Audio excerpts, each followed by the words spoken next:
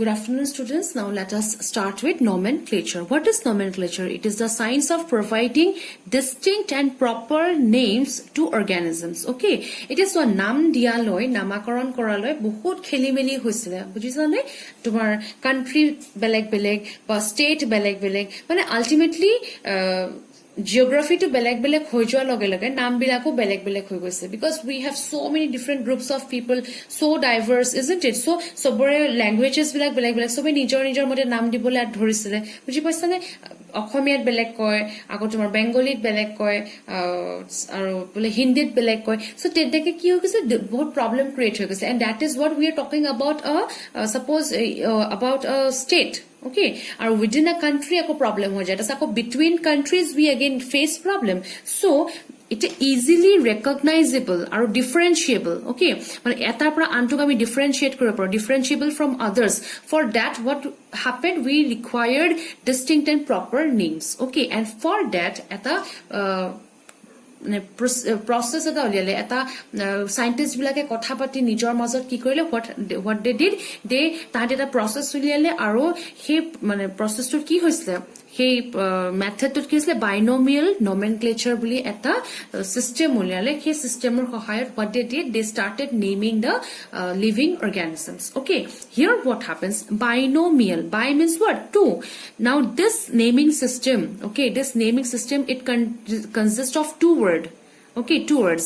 The first part is your generic. That means we have studied about the taxonomic hierarchy or taxonomic categories. Right? Categories are tumaloke genus and species.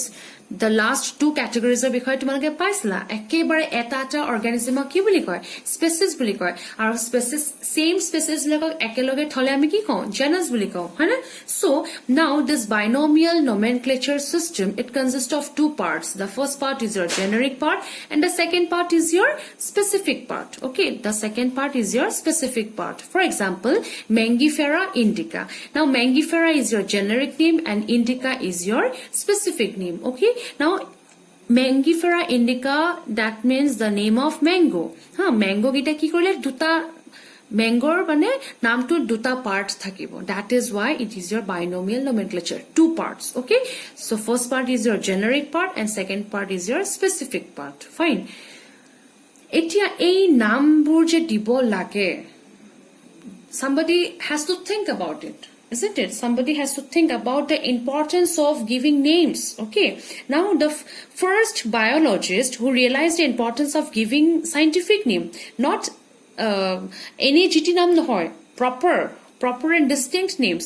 So those proper and distinct names were your scientific name. Okay, and the importance of giving scientific name to an organism, that was first realized by our great grandfather. Okay, mane nijor kokar naam to monot thakok na thakok, that is different, but Carolus Linnaeusor naam to monot thopa. Fine. So he is our grandfather. Our biologist বিলাকৰ grandfather কোন, Carolus Linnaeus.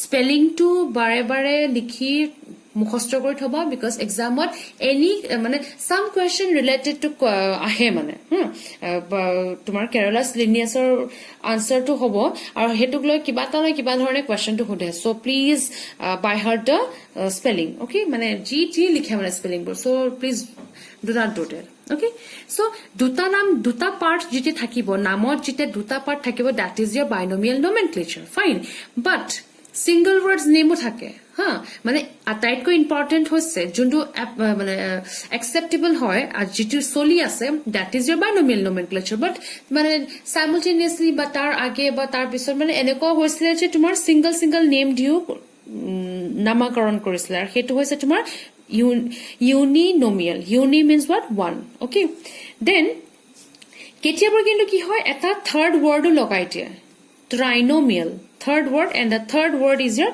subspecies. Etu ki asle, last second part was your specific, that means your species name. Okay, but sometimes a third word is also added, and that is your that system is called as your trinomial nomenclature. Okay.